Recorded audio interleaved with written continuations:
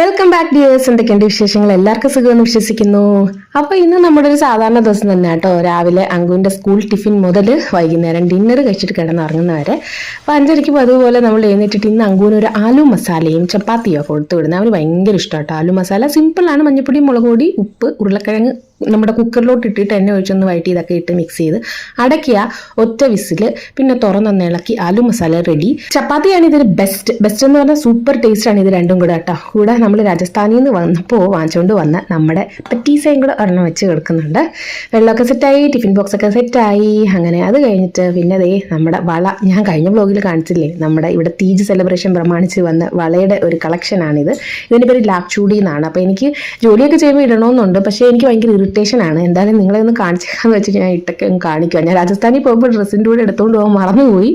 അപ്പോൾ പിന്നെ എന്തായാലും വീഡിയോയ്ക്ക് വേണ്ടി ഇങ്ങനെ എടുത്തിട്ടേക്കാന്ന് വെച്ചിട്ട് ഇതാണ് ലാക്ചൂടി. ഇതിന് കുറേ കളേഴ്സ് ഉണ്ട് കേട്ടോ. അപ്പം ഞാൻ കുറച്ച് ഗോൾഡൻ കളർ എടുത്തന്നേ ഉള്ളൂ. ഇതിൻ്റെ റെഡ്, ഇവിടെ ഉള്ളൊരു റെഡും ഗ്രീനും ഒക്കെ, അതല്ല ഭംഗിയാണ് സംഭവം കാണാനായിട്ട്.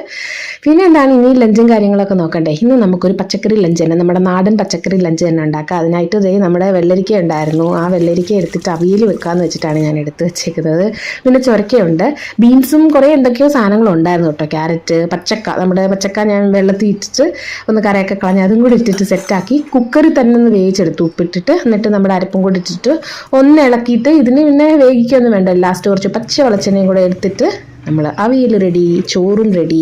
ചൊരയ്ക്കാൻ ഞാനൊരു തോരൻ വെക്കുകയാണ്. ഞാൻ ഒരുപാട് വട്ടം കാണിച്ചിട്ടുണ്ട് ചൊരയ്ക്കാ തോരൻ. കടുക് പൊട്ടിച്ചിട്ട്, കടുക് മുളകും പൊട്ടിച്ചിട്ട് എണ്ണയ്ക്കകത്ത് നമ്മുടെ ചൊരയ്ക്ക ഇതുപോലെ അരിഞ്ഞൊന്ന് വഴറ്റിയിട്ട് നമ്മുടെ അരപ്പ് എന്താ വെച്ചാൽ തോരൻ്റെ അരപ്പ് ഇട്ട് കൊടുക്കുക. പിന്നെ മിക്സി കഴുകിയ വെള്ളം ജസ്റ്റ് ഒന്ന് ആദ്യം ഒന്ന് ആവി കയറ്റി ചുരക്കി വേവിച്ചിട്ട് വേണം നമ്മുടെ അരപ്പിട്ട് കൊടുത്തിട്ട് ഒന്നും കൂടെ ഒന്ന് ആവി കയറ്റി എടുത്തിട്ട് തുറന്നാൽ മതി. ഇത് പെട്ടെന്ന് വെന്ത് കിട്ടും, ഭയങ്കര ഹെൽത്തിയാണ്.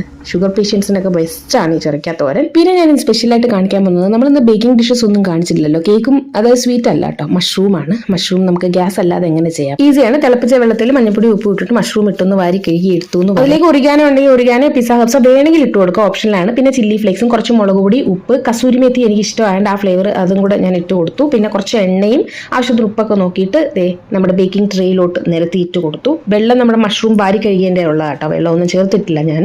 ഇനി ഇത് കൺവെക്ഷൻ മോഡിൽ ഞാൻ ബേക്ക് ചെയ്ത് എടുക്കുകയാണ്. ഇലക്ട്രിക് മോഡിൽ 30 മിനിറ്റ്സ് ആദ്യം പ്രീഹീറ്റ് ചെയ്തിട്ടാണ് വെച്ച് കൊടുത്തത്. 30 മിനിറ്റ്സ് കൊണ്ട് നമ്മുടെ മഷ്റൂം നന്നായിട്ട് കുക്ക് ചെയ്ത് കിട്ടും. അപ്പോൾ ഗ്യാസ് ഇല്ലാതെ നമുക്ക് എങ്ങനെ ടേസ്റ്റി ആക്കാം എന്നുള്ളതാണ് നമുക്ക് ലാഭമാണ്. നമുക്ക് അതിൻ്റെ കീഴിൽ നിന്നൊന്നും ചെയ്യണ്ടല്ലോ, ഇത് അതിനകത്തോട്ട് അങ്ങ് ഇരുന്ന് ആയിക്കോളും.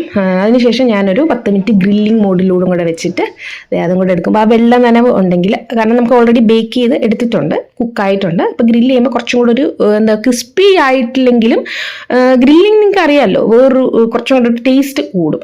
അപ്പോൾ ഇതുള്ളവർ ഇതൊക്കെ ഒന്ന് ചെയ്തു നോക്കാം കേട്ടോ. ഞാൻ ജസ്റ്റ് എല്ലാവർക്കും ഇത് ഹെൽപ്പ് ആവട്ടെ എന്ന് വെച്ചിട്ടാണ്. അപ്പോൾ മൈക്രോവേവ് ഒന്നും ഉപയോഗിക്കാൻ അറിയാത്തവർ എന്ത് ചെയ്യണം എന്നൊക്കെ ഉള്ളവർക്ക് ജസ്റ്റ് ഒരു റെസിപ്പി ഐഡിയാസ് പെട്ടെന്ന് കാണിച്ചു തരുന്നതേ ഉള്ളൂ.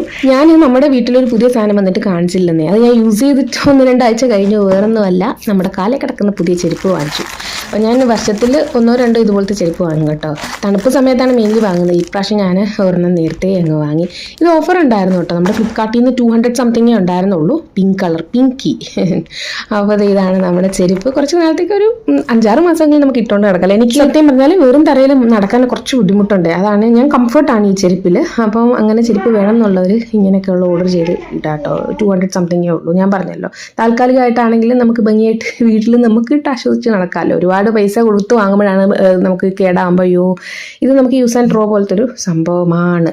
അപ്പോൾ ഡിന്നറിന് ഇന്ന് ഒരു സ്പെഷ്യൽ ആദ്യമായിട്ടാണ് ഞാൻ ഈ രീതിയിൽ ഉണ്ടാക്കുന്നത് കേട്ടോ. നമ്മുടെ കടലക്കറി ഇവിടുത്തുകാരുടെ ഒരു സ്റ്റൈലിലാണ്, പക്ഷേ ഗരം മസാല കേരള ഫ്ലേവർ. അതായത് ഞാൻ കഴിഞ്ഞ വ്ലോഗിൽ കാണിച്ച ആ മസാലയാണ്. നമ്മുടെ എല്ലാം കൂടെ അരച്ച് കലക്കി ഒരു ചോളെ മസാല, വൈറ്റ് ചന, വെള്ളക്കടലയുടെ നല്ല കറിയായിരുന്നു കേട്ടോ ഇത്. ലാസ്റ്റ് ഞാൻ പിന്നെ കുറേ കസൂരി മേത്തിയും നല്ല ടേസ്റ്റ് ആയിട്ട് ഉണ്ടാക്കി. ഇതിൻ്റെ കൂടെ പുട്ടും കൂടെ ഉണ്ടാക്കാമെന്ന് വിചാരിച്ചു. കാരണം കുറച്ച് ഗ്രേവിയും ഉണ്ട്, തിക്കാണ്. പുട്ടിൻ്റെ കൂടെയും നല്ലതാണ്, ചപ്പാത്തിയുടെ കൂടെ നല്ലതാണ്. ഇവിടെ ഉള്ളൊരു ഈ ചോല ചോറിൻ്റെ കൂടെയും കഴിക്കും. അങ്കൂന് ഭയങ്കര ഇഷ്ടമാണ് ചോല. നമ്മുടെ ചോറ് വെച്ചിട്ട് ഇതുപോലെ കറി കൊടുത്താൽ അവൻ കഴിച്ചോളും. രാക്കിക്ക് അത്ര ഇഷ്ടമില്ല. അപ്പോൾ എന്തായാലും ഒരു കുക്കർ ചോല വെച്ചു. പുട്ടും ആവിയിൽ പുഴുങ്ങിയ നമ്മുടെ ചെമ്പാവരി നാടൻ പുട്ട്. ഇതായിരുന്നു നമ്മുടെ സൂപ്പർ സ്പെഷ്യൽ ഡിന്നർ എന്ന് പറയാൻ. പിന്നെ ഞാൻ ഇൻഡിപെൻഡൻസ് ഡേക്ക് രാജസ്ഥാനിൽ പോയിരുന്നെന്ന് പറഞ്ഞല്ലോ, നമ്മൾ ജോധ്പൂരാണ് പോയത് കേട്ടോ. അപ്പോൾ സ്റ്റേ ചെയ്ത ഹോട്ടൽ ഒരു പാലസ് ടൈപ്പ് ആയിരുന്നു. അപ്പോൾ ഈ രാജസ്ഥാൻ ഏരിയയിലൊക്കെ വരുന്നവർക്ക് ഒരു ഹെൽപ്പ് ആവട്ടെ എന്ന് വെച്ചിട്ട് ഞാൻ ഓൾമോസ്റ്റ് ഒന്ന് കാണിച്ചു തരാം. നമ്മൾ താമസിച്ച ആ റിസോർട്ടാണിത് കേട്ടോ. ഒരു പാലസ് രീതിയിൽ തന്നെയാണ്. ബാത്റൂമൊക്കെ നല്ല നീറ്റ് ആൻഡ് ക്ലീൻ, ബാത്ത് ടബും ടോയ്ലറ്റും.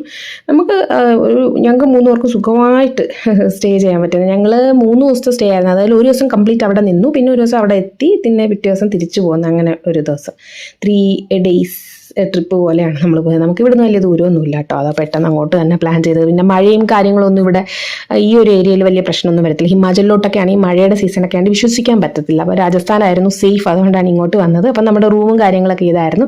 അപ്പോൾ പുറത്തോട്ട് രാത്രി ആയതുകൊണ്ട് അത്ര കാണാൻ പറ്റുന്നില്ല. നമ്മൾ ഗാർഡൻ വ്യൂവിലുള്ളൊരു താഴെയുള്ള റൂമാണ് എടുത്ത കേട്ടോ. അങ്ങനെ പിറ്റേ ദിവസം രാവിലെ ഞാൻ റെഡി ആയിട്ടിരിക്കുന്നത് വെച്ചാൽ ഭക്ഷണം കഴിക്കാൻ പോകാനാണ്. പിന്നെ അന്നത്തെ ഫുൾ ഡേ റിലാക്സേഷൻ ആയിരുന്നു. അപ്പോൾ ഈ വാതിൽ എന്താണെന്ന് അറിയാമോ? വേറൊന്നുമല്ല, അവിടെ ഭിത്തിയിൽ വെച്ചിരുന്ന ഒരു പടമാന്നേ. നല്ല രസമുണ്ടായിരുന്നതാണ്. ഞാനങ്ങനെ കാണിച്ചത്. അവരുടെ ആ സാധനങ്ങളും സെറ്റപ്പും ഒക്കെ നന്നായിട്ടുണ്ടായിരുന്നു. നല്ല നീറ്റ് ആൻഡ് ക്ലീൻ ആണ്. നമുക്ക് എന്താ പറയുക, നല്ല രീതിയിൽ ആസ്വദിച്ച് നമുക്ക് നമ്മുടെ സെൽഫായിട്ട് കുറച്ച് ടൈം കണ്ട് സുഖമായിട്ട് നിൽക്കാം എന്നുള്ളതാണ്. ശരിക്കും ഒരു പാലസ് ടൈപ്പിൽ തന്നെയുള്ള ഒരു റിസോർട്ടായിരുന്നു. അപ്പോൾ രാവിലെ കുറച്ച് വെയിലുണ്ട്, കാരണം നമ്മൾ ചൂട് സമയമാണല്ലോ. അപ്പോൾ നമ്മുടെ ഈ ഗ്ലാസ്സിൽ കൂടെ വെയിലടിക്കും. AC ഉള്ളതുകൊണ്ട് കുഴപ്പമില്ലെങ്കിലും നമ്മൾ കുറച്ച് നേരം ഒന്ന് തുറന്നിട്ടിട്ട് പിന്നെ വിരിച്ചങ്ങ് അടച്ചേക്കാം. നമുക്കൊരു കംഫർട്ടബിൾ സോൺ എന്ന് പറയുന്നത് അതാണ്. ഗാർഡൻ വ്യൂ ഒക്കെ നല്ല രീതിയിൽ ഉണ്ടായിരുന്നു. ഇടയ്ക്കൊക്കെ അങ്ങോട്ട് നമുക്ക് നോക്കുമ്പോൾ ഒരു സന്തോഷവും സമാധാനം കിട്ടും. അതിനുവേണ്ടിയാണ് നമ്മൾ ടൂറ് പോകുന്നത്. പിന്നെ അവിടെ നിങ്ങൾക്ക് പാലസൊക്കെ കാണണമെങ്കിൽ ഇറങ്ങി അങ്ങോട്ടൊക്കെ നടക്കും. ഈ സമയത്ത് ഭയങ്കര ചൂടാശോ. നമ്മൾ ഈ പാലസൊക്കെ കാണാനൊക്കെ പോയി കഴിഞ്ഞാൽ ഈ ക്ലൈമറ്റ് അങ്ങനെ. അപ്പോൾ പുറത്തത് ശരിക്കും അവിടെയുള്ള കോട്ടകളെ പോലെ തന്നെയാണ്. നല്ലൊരു റിസോർട്ടായിരുന്നു. നമുക്ക് ഫുഡും കാര്യങ്ങളൊക്കെ ഇവിടെ തന്നെ എൻജോയ് ചെയ്യാം. നമുക്ക് എന്താ പറയുക, ഹാപ്പി ടൈം സ്പെൻഡ് ചെയ്യാൻ പറ്റുന്നതാണ്. പിന്നെ പഴയതേ ഇതുപോലത്തെ സംഭവങ്ങളൊക്കെ അവർ കൊണ്ടുവച്ചിട്ടുണ്ട്. അങ്ങനെ കുറേ കാര്യങ്ങൾ നമുക്ക് കാണാൻ പറ്റും കേട്ടോ പഴയ രീതിയിൽ. പിന്നെ അവരുടെ ട്രഡീഷണൽ കൾച്ചർ ഇതുപോലത്തെ പാട്ടും എന്തൊക്കെയോ സാധനങ്ങളൊക്കെ അതൊക്കെ കുറച്ച് നമുക്ക് എൻജോയ് ചെയ്യാം. പിന്നെ ഫുഡ് അവരുടെ രീതിയിലുള്ളതുകൊണ്ട് പിന്നെ നമ്മുടെ രീതിയിലുള്ള ഇഡലിയൊക്കെ ഉണ്ട്. ഇഡലി നല്ലതായിരുന്നു. ഞാൻ സാധാരണ നോർത്ത് ഇന്ത്യയിൽ അത്ര ഇഷ്ടമില്ലാത്തൊരു സംഭവമായിരുന്നു, പക്ഷെ നല്ലതായിരുന്നു. നമ്മുടെ ബ്രേക്ക്ഫാസ്റ്റ് സെക്ഷൻ എന്ന് പറയുന്നത് ബുഫേ ആയിരുന്നു. നമുക്ക് ഇഷ്ടമുള്ള എടുക്കാം. പൂരി, പറാഠ, പിന്നെ നമുക്ക് ഈ ഇംഗ്ലീഷ് സ്റ്റൈലിലുള്ള വേണമെങ്കിൽ എടുക്കാം. ഞാൻ പറഞ്ഞില്ല, ഇഡ്ഡലി ഉണ്ടായിരുന്നു. ഞാൻ ഇതേ മുട്ടയും എന്തൊക്കെയോ എടുത്തു. ഈ മുലയിരിക്കുന്ന പൊടി പോലെ ഇരിക്കുന്ന ഇവിടുത്തുകാരുടെ സ്പെഷ്യലായിരുന്നു. നമ്മുടെ ദോക്ലയില്ലേ, അതൊക്കെ പൊടിച്ചിട്ടൊരു ഉപ്മാവ് പോലെ ഉണ്ടാക്കിയത്. പിന്നെ ബീട്രൂട്ട് ഹൽവ, ഇതായിരുന്നു ഹൈലൈറ്റ്. എനിക്ക് പറയാതിരിക്കാൻ വയ്യ, എന്തോ ഒരു ടേസ്റ്റ് ആയിരുന്നു. ഫസ്റ്റ് ഡേ ബീട്രൂട്ട് ഹൽവ ആയിരുന്നു. സെക്കൻഡ് ഡേ 2 ദിവസം ഞങ്ങൾ ബ്രേക്ക്ഫാസ്റ്റ് കഴിക്കാൻ ഉണ്ടായിരുന്നു. ഞാൻ പറഞ്ഞല്ലോ 3 ദിവസത്തെ ഒരു ട്രിപ്പ് ആയതുകൊണ്ട്. പിറ്റേ ദിവസം നമ്മുടെ ലോക്കി ഉണ്ടല്ലോ, ചൊരക്ക ഉള്ളതായിരുന്നു. എന്തൊരു ടേസ്റ്റ് ആയിരുന്നു എന്നറിയാം. ഇത് രണ്ടും ബീട്രൂട്ട് ഹൽവ, പിന്നെ അതേ ലാസ്റ്റ് ഒരു ഓംലെറ്റും. അപ്പോൾ ബീട്രൂട്ട് ഹൽവ ഉണ്ടാക്കി വെച്ചേക്കാൻ ഞാൻ കാണിക്കാം കേട്ടോ. അതേ നോക്കി, എന്ത് ടെംപ്റ്റിങ്, നല്ല ടേസ്റ്റ് ആട്ടോ. ബീട്രൂട്ടാന്ന് പോലും അറിയുന്നില്ല, അത്ര ടേസ്റ്റ് ടെംപ്റ്റിങ് ആണ്. അപ്പോൾ അതേ വയറൊക്കെ പെട്ടിയാക്കി പുറത്തിറങ്ങി. ഇനി കുറേ നടന്ന് കാണാനുണ്ട് കേട്ടോ. അപ്പോഴത്തെ സ്വിമ്മിംഗ് പൂളും കാര്യങ്ങളൊക്കെ ഉണ്ട്. അപ്പോൾ അങ്കുന് അങ്ങോട്ട് പോകണമെന്ന് പറഞ്ഞു. അവന് സ്വിമ്മിംഗ് എന്ന് പറഞ്ഞ ഒരു വീക്ക്നെസ് ആണ്. അപ്പോൾ ഞാൻ നേരെ കൈയൊന്ന് കഴുകാമെന്ന് വെച്ചിട്ട്, അവിടെ വാഷ്റൂം ഉണ്ടായിരുന്നില്ല, കുറച്ച് മാറിയായിരുന്നു. അവിടെ പോയി നല്ല വാഷ്റൂമൊക്കെ ആയിരുന്നു, ആരും ഇല്ലായിരുന്നു. അങ്ങനെ കൈയൊക്കെ കഴുകി. ഇനി നമുക്ക് ഏകാന്തതയുടെ അപാര തീരമായി എവിടെ വേണമെങ്കിലും ഇരിക്കാം. വലിയ തിരക്കൊന്നും ഇല്ലല്ലോ. കുറച്ച് ആളുകളുണ്ടായിരുന്നു, പക്ഷേ ഇത്രയും വലിയ സ്പേസ് ആണ്, നമ്മളത് അറിയത്തില്ല. രാവിലെ ബ്രേക്ക്ഫാസ്റ്റ് കഴിക്കാൻ പോയപ്പോഴാണ് ഞങ്ങൾ അറിഞ്ഞത് ഇത്രയും ആളുകൾ ഇവിടെ ഉണ്ടായിരുന്നു എന്ന്. അപ്പോൾ ഇന്ന് പോവാണേ. ഒത്തിരി സ്നേഹത്തോടെ thank you so much. Bye bye dears.